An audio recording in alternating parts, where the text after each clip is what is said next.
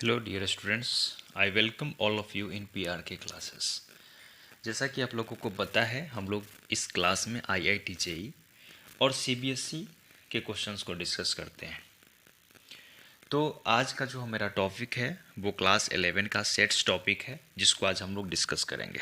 ठीक है, सबसे पहले हम लोग ये जानेंगे कि सेट्स बेसिकली डेवलप कैसे हुआ, इसकी क्या ऐसी ज़रूरत पड़ी जिसे सेट को डेवलप करना पड़ा। तो एक जर्मन मैथमेटिशियन थे जॉर्ज कैंटोर। इन्होंने ट्रिग्नोमेट्रिक सीरीज के कुछ सॉल्व क्वेश्चन जो थे उसको ये सॉल्व कर रहे थे। तो वहाँ से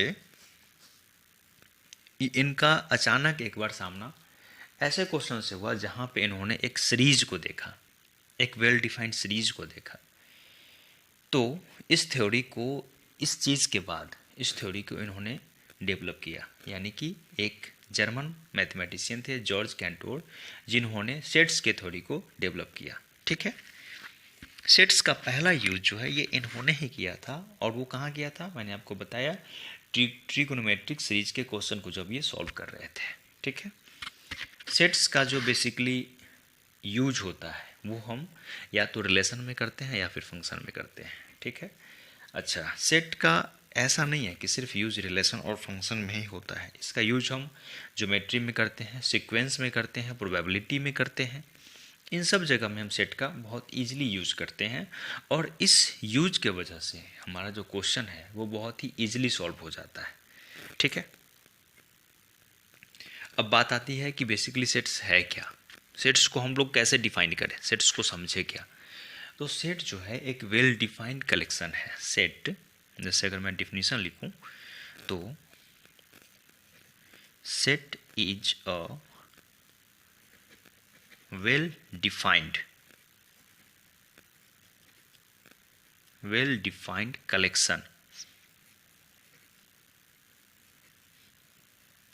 कलेक्शन ऑफ ऑब्जेक्ट्स।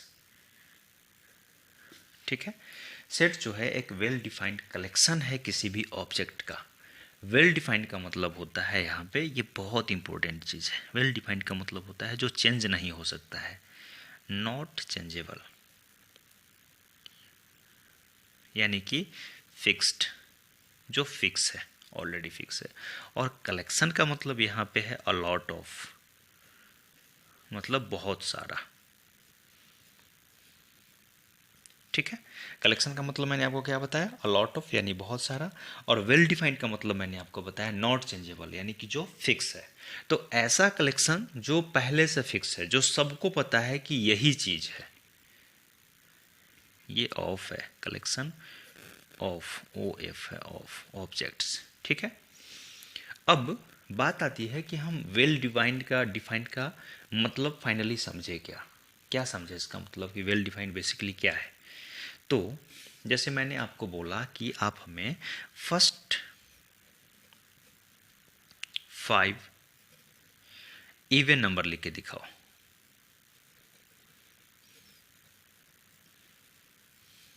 तो ये आप कहीं पे भी चले जाओगे ना, किसी से भी आप पूछोगे कि फर्स्ट 5 इवन नंबर आप हमें लिख के दिखा दो, तो आपको बोलेगा कि 2 है, 4 है, 6 है, 8 है और 10, यही होगा। आप कहीं पे भी चले जाओ, इस अर्थ पे कहीं पे भी चले जाओ, लोग आपको यही बोलेगा कि फर्स्ट 5 इवन नंबर यही होगा। ठीक है, अब मैंने आपको बोला कि आप हमें फर्स्ट 5 नेचुरल नंबर लिख के दिखा दो। फर्स्ट 5 नेचुरल नंबर लिख के दिखा दो। तो आप बोलोगे कि सर 1 होता है, 2 होता है, 3 होता है, 4 होता है, 5 होता है। ऐसे ही मैं आपसे पूछ लूँ कि आप हमें फर्स्ट 5 होल नंबर लिख के दिखा दो। फर्स्ट 5 होल नंबर,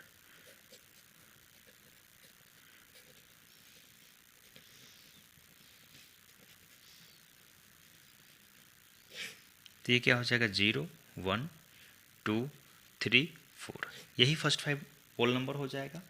अब क्या आप अमेरिका में जाओगे तो ये चेंज हो जाएगा क्या, नहीं चेंज हो सकता है, ये फिक्स ही रहेगा। ये वाला जो 0, 1, 2, 3, 4 है, ये फिक्स रहेगा।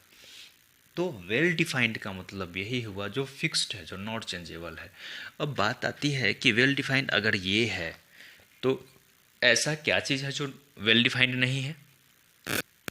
तो वेल डिफाइंड चीज़ जैसे मान लीजिए कि मैंने आपको बोला कि आप हमें 5 ऐसे सिंगर का नाम बता दो जो वर्ल्ड में सबके लिए इक्वल है। तो क्या ये कभी पॉसिबल हो सकता है? ये आप सोच के बता दो। या मैंने आपसे पूछ लिया कि बेस्ट 5 सिंगर्स, ऐसा मैंने आपसे क्वेश्चन पूछ लिया। तो अगर मान लीजिए कि आप के हिसाब से हम बात करें तो हो सकता है कि आपको अरिजीत सिंह पसंद हो,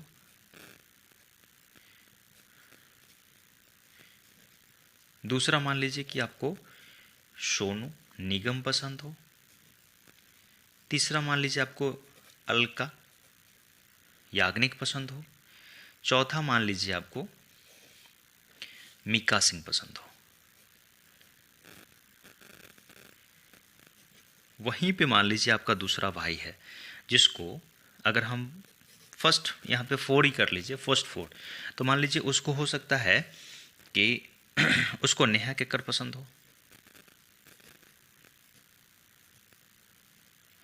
उसको हो सकता है टोनी कक्कड़ पसंद हो,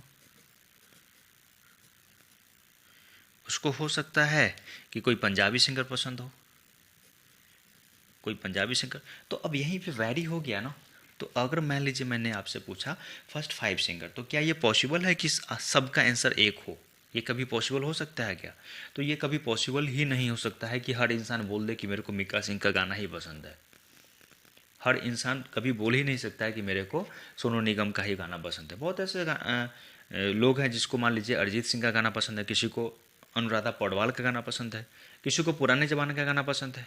तो ये नॉट वेल डिफाइंड है, यानी कि जिसको हम इक्वली सब जगह नहीं बोल सकते हैं। जैसे अगर हम नेचुरल नंबर बोले तो सब जगह सेम है। एक सिंगर से भी आप पूछोगे कि आप हमको नेचुरल नंबर बता दीजिए, तो अगर मान लीजिए 5 पूछा है तो जो आप सोचेंगे मन में वो भी यही सोचेगा, अगर आपको पता है तो।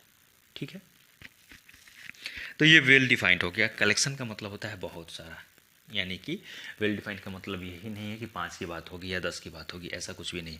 ये कलेक्शन मतलब बहुत सारा, ये कितनी की भी बातें हो सकती है। ठीक है, तो ये बातें हो गई। अब हम बात करते हैं कि हम बेसिकली सेट को लिखते कैसे हैं। तो सेट्स को हम कैपिटल लेटर से, कैपिटल लेटर से रिप्रेजेंट करते हैं। ठीक है, और सेट्स के एलिमेंट को हम elements of a sets are represented by a small letter. जैसे मान लीजिए कि ए है, बी है, सी है, डी है, इस तरीके से। और सेट्स की जब बात होगी तो मान लीजिए हम ऐसे ए है, बी है, सी है, ऐसे इस तरीके से रिप्रेजेंट करेंगे। ठीक है, तो ये हमारा आज का लेक्चर था, जो हमारा सेट्स का बेसिक था, जो मेरे को बेसिक आपको बताना था।